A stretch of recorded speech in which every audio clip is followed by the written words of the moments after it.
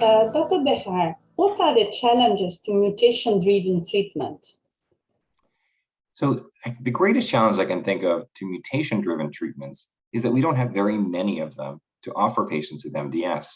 If you look at other diseases, like acute myeloid leukemia, for example, many of our therapies are designed to treat the specific mutations that those individuals have. Now, some of those therapies can be used in MDS. I think I mentioned earlier the presence of IDH mutations or the presence of mutations in FLT3, but they're relatively rare in MDS compared to other diseases like acute myeloid leukemia. That said, we do have several options to pick from.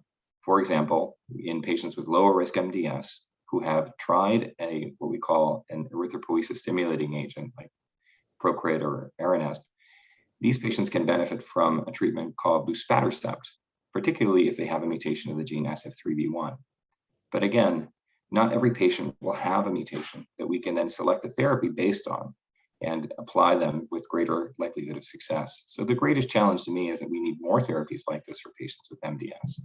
Then there is the fact that not every mutation will necessarily be an absolute predictor of outcome. So if there are, for example, mutations that tend to predict resistance to a treatment like azacitidine or decitabine, it's not every case that ends up being resistant.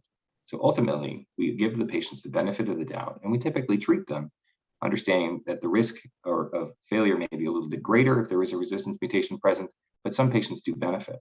So as we gain understanding in how these mutations help us with treatment and treatment response, we'll become more accurate as to which treatments we can offer patients. But we need more therapies to pick from to really be effective in this regard.